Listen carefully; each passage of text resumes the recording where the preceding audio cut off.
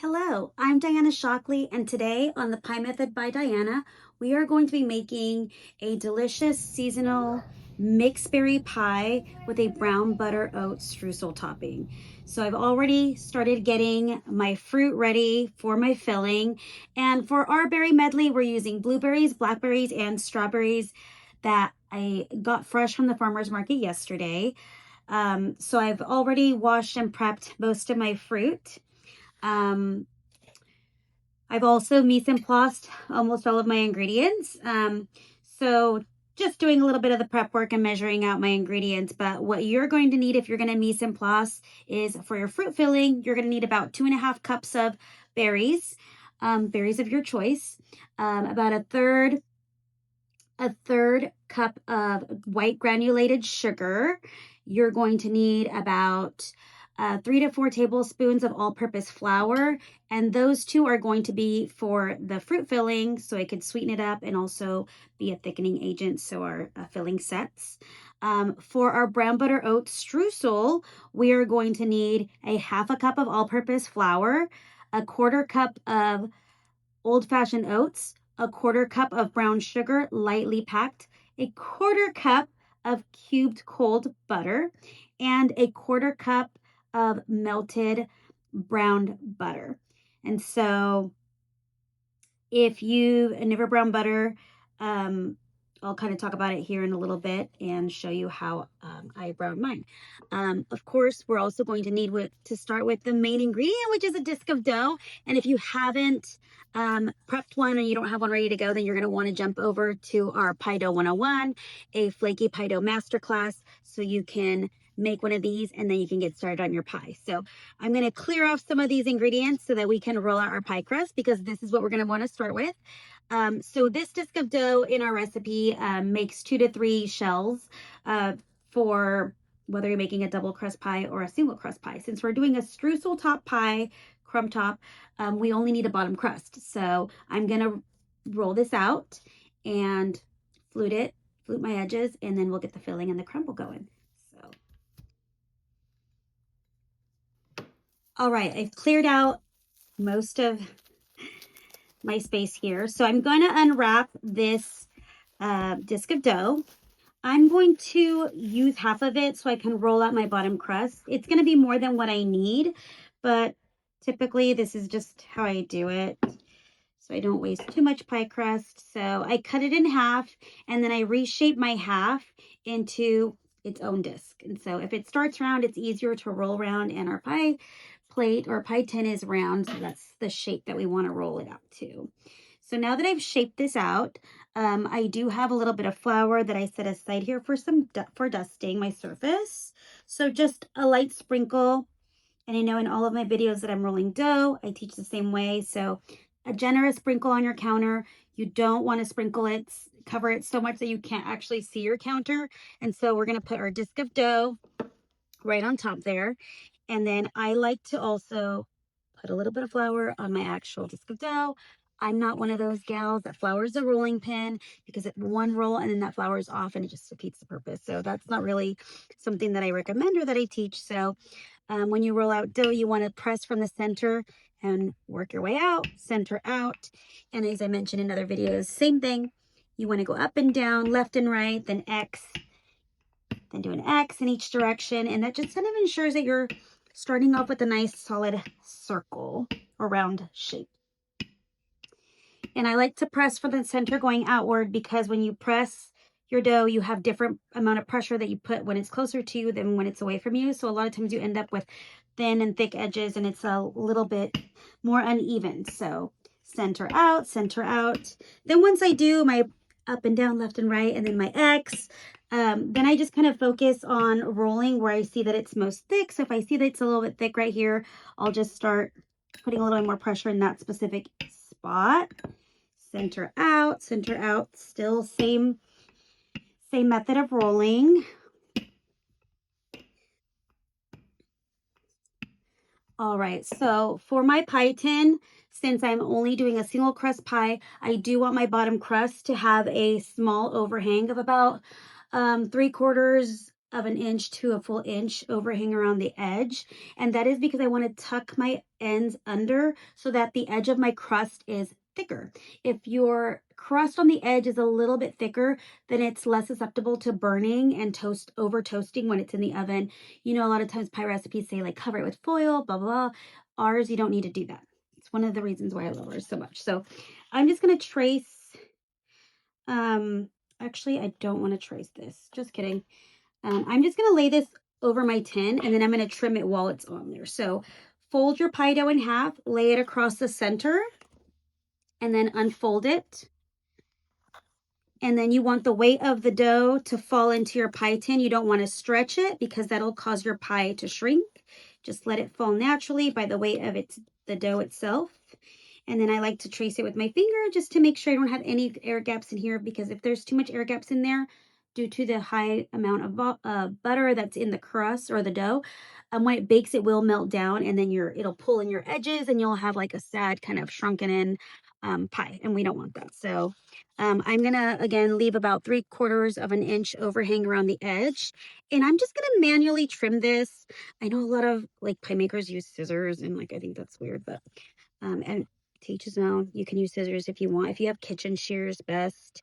Not just your house scissors, they might not be clean. Okay, so the scrap dough, I'm just gonna set it aside. And if you want some ideas on what you can do with your scrap dough, we have some pie dough extras on a separate playlist on the channel, so you can take a look at what you can do. All right, so I have this trimmed about 3/4 inch overhang. You can see when I hold it underneath like that. So what I'm going to do is I'm going to tuck my edges under, so that it still just rests on the edge of the pie tin. And I'm just going to fold it under like this, or kind of roll it. It's kind of rolling a little bit. So just go all the way around and take your time. I know I kind of go a little bit fast, but just fold it under like that. That's what you want. So you don't want to fold it so far under that it goes into your plate right here, because then it'll be kind of a little doughy and gummy when it bakes. So just let it rest on the edge of the pie tin or your pie plate. Okay, once you have that, so yay, looking nice already. I'm going to crimp my edges because I want to have like a nice little classic pie crust look. So I like to just pinch my index finger and I just press down. I press down at an angle. I don't go just like straight out and create like a wall around it, because there's so much butter. Again, it's just going to fall down. And so I just like to press it at an angle. And so I just do this all the way around. And if you're not really comfortable with crimping, you can always just use the back of a fork and press along the edge, and that's perfectly fine. Whatever you do, as long as you do it evenly around the whole thing, it'll look really beautiful. So we have our fluted pie. This is completely unbaked, and I'm just gonna put this in the fridge to let it chill while I'm preparing my filling.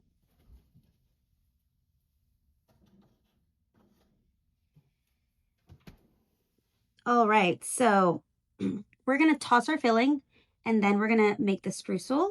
So when you're using fresh fruit, it's already quite juicy, so it doesn't need to sit as long so that the sugar can pull out the juices. So here I have, again, just blueberries, blackberries, and strawberries. I went ahead and threw my strawberries in here, and this is about 2.5 cups of fresh fruit. And so I'm going to go ahead and put in my 1/3 cup of white granulated sugar over my fruit. I like to sprinkle it over the fruit before I add the flour, because if I put the flour in first, it'll start sticking to the fruit and kind of making like a gummy doughy kind of thing, and I don't want that. And then here is my flour, which is this one's about 3 tablespoons of flour. So I'm going to toss that in there, and now I'm just going to mix it up with a spoon. It looks a little dry, but you have to trust the process. By the time we're done with all these other things, some of the juices will come out of the fruit. So gorgeous. Okay, I'm going to set this aside. All right, so now let's get started on the streusel. Okay, I'm just going to use this small mixing bowl for the streusel. I'm just going to put all the dry ingredients in first. The only wet ingredients really is the melted brown butter. So it's 1/2 cup of white all-purpose flour, 1/4 cup of brown sugar, 1/4 cup of oats.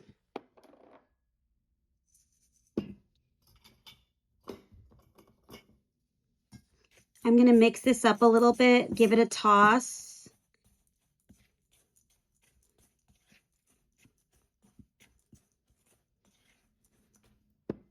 I also want a 1/4 teaspoon of salt and a 1/4 teaspoon of cinnamon. So I'm going to go into a little Victorian home. These little spice containers are super cute. The cinnamon is optional. If you don't like cinnamon or you're allergic to cinnamon, you don't have to add the cinnamon, but I think it really adds a little something. This little guy away. Back to the village. And we get some salt. Okay, and then a 1/4 teaspoon of salt. Gonna mix that up again. So I know it kind of looks a little bit dry, but this is where the butters come into play. I love this streusel recipe so much. Okay, so we have this is a little bit more than a 1/4 cup, so I'm not gonna pour it all in, but you need a 1/4 cup of brown butter. And so to brown your butter, it's just throw your butter in like a little skillet or a little saucepan and let it melt. Don't put it up too high, maybe medium low, and you'll watch it sort of turn like a deep yellow color. Then it's going to turn into like a nice caramelly light brown color. As soon as it starts turning a little bit light brown, your brown butter is ready to go. It can burn very quickly. Also, you'll want to keep stirring it because the milk fats will typically sink to the bottom and they'll get really toasty really quick. I like to keep those little toasty bits in my brown butter. I think it adds a lot of flavor to it. And so this is what it looks like when it's done. So you can make some in advance and put it in the fridge. That's what I did. So I'm going to go ahead and pour about a 1/4 cup in here. Again, I have a little bit more than I need. And one thing that I really don't like is dry streusel on my pies. And that is a common thing when people make crumb pies or you buy a crumb pie at the store. Sometimes it's powdery and dry. It may be baked, but if it's not made correctly, it's pretty dry. So the two things that make ours nice is the brown butter addition. So it's like a little bit of an extra step, but it's 100% worth it. All right, so you can see that it's already looking, oh my gosh, this smells incredible. The melted brown butter with the cinnamon really take this to another level. So we've got that, and this is mixed really well. It is really beautiful. I love this so much. Oh my goodness. By the way, this same streusel, you can put it on top of the muffin as well. All right, so we have our butter, our cold butter. This is just cubed, nothing fancy here. And then I'm just gonna put that in. So this is the true key to making sure your streusel is not powdery on top. It's that cold butter needs to be mixed in. Don't just add more brown butter or more melted butter. It has to be cubed like this for it to have the effect that we want. So I'm just going to use my hands to kind of work those little cubes in there. Ugh, I've never seen a more perfect streusel. Except every day at the bake shop. This is the streusel that we use on the majority of our pies. And I love to incorporate oats because it just needs a little bit more body sometimes. Like plain streusel, just flour, brown sugar, just needs a little bit something extra. So this is what it looks like. You have your little pieces of butter and it's nice and moist so that it can top our fruit pie. So now we're going to go ahead and assemble this pie.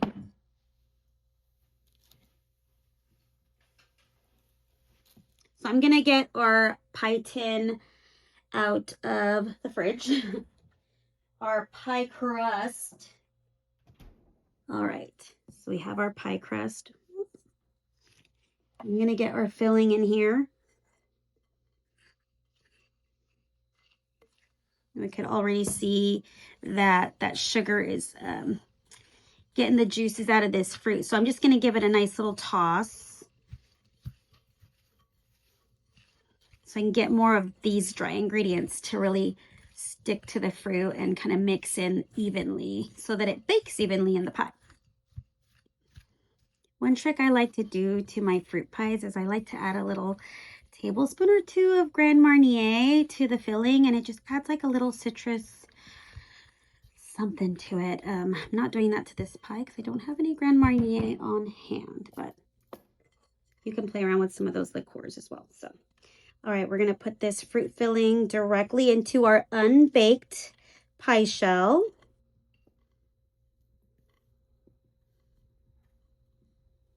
And you never want to overfill your pie because it will bubble over and spill over.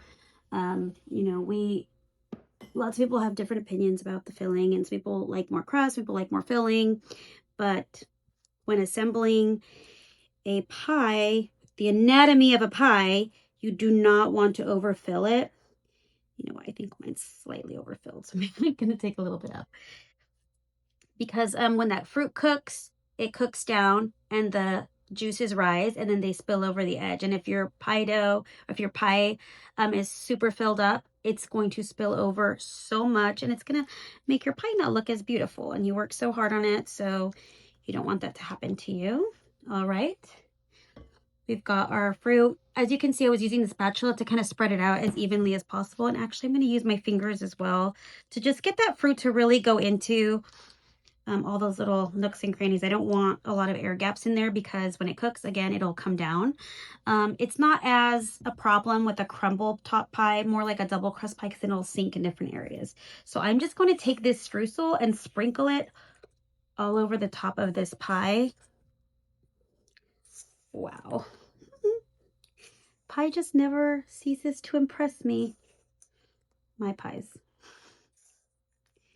All right. See, these little pieces of butter are just going to melt right in to the pie, adding flavor, and it's going to make the streusel not dry and powdery like some of those other pies out there. So this is it, and I'm going to throw this in the oven for 350 degrees. At 350 degrees for about 45 to 50 minutes. This is an 8-inch pie, but it is pretty full, pretty hefty, so it might be closer to like 50 minutes. All ovens are different. Just know that if your oven runs a little hot, you can turn it down a little bit. But you'll know your pie is done when it's bubbling. I always say it's bubbling in at least 2 or 3 spots. So you'll see bubbles in like different spots of like the filling really like boiling. The top will also be a little bit toasty, but it doesn't get overly browned. One other thing with the streusel is you don't want to just overload it with streusel because even though we have a delicious moist streusel that has all the fun things like all the cubes of butter, having too much streusel, when you cut into it, you will have some powdery layers in there. And so just one thin layer of streusel that's just evenly across your fruit filling is all you need. So I'm going to put this in the oven and then I'll be back. All right, we are back with our mixed berry pie with our brown butter oat streusel topping. This has now been out of the oven for about 30-35 minutes. It was really hot and I didn't want to cut into it while it was still too hot. You always need your pie to rest a little bit so your filling can set. That way when you slice it, it doesn't completely fall apart.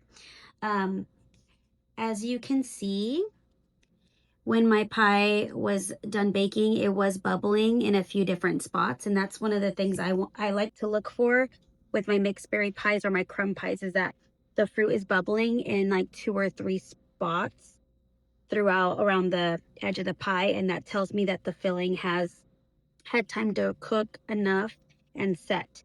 Another key thing that I look for to make sure that my pie is fully baked is I like to push in on the edges. And yes, your pie will be really hot, especially right out of the oven, but I like to push on those edges.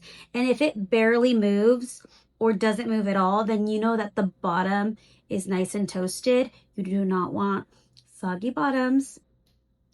And so if you push it and it goes in too far, then you know that your dough is still quite soft on the sides and on the bottom of the pie, which means that it needs to bake a little bit longer. So I am going to cut a slice out of this guy, and that way I can show you the beautiful filling. And you know what, actually let's do another close-up of this guy. You can see that this streusel is not powdery at all. Like this is where those little melted butter spots are. And you know, that's why you want to have that cube butter so you don't have that dry streusel on top. Powdery. I always see it so powdery. All right, so let's cut into this guy. Well, he is still pretty soft and pretty hot, so I'm going to be very careful. I think it'd be best for people to let their pie set a little bit longer. I like to use these pie servers. They have like a little serrated edge and they're small and not too like big. Some of them are like really big triangles and that's a little much for me to handle. So,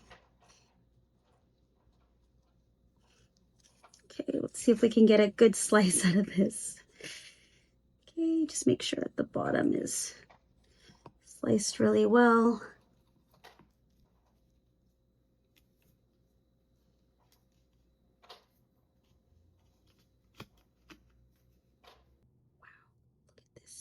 Gorgeous, gorgeous pie.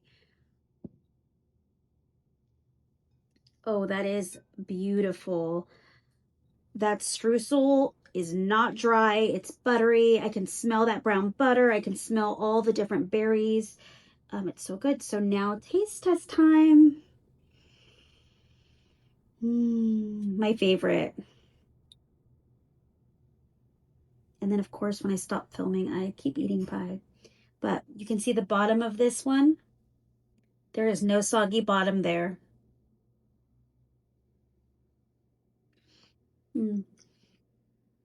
That is so good. This is one of the reasons why I don't have a high sugar to fruit ratio. You really want to taste the fruit, especially when it's in season, especially when it's fresh. Too much sugar just completely masks the flavor of the fruit. So there you have it, a mixed berry crumb pie with a brown butter oat streusel topping. It's really good. I'm going to keep eating this, but subscribe to our channel so you can be in the loop and be notified when new videos drop and new recipes. Thank you for joining me.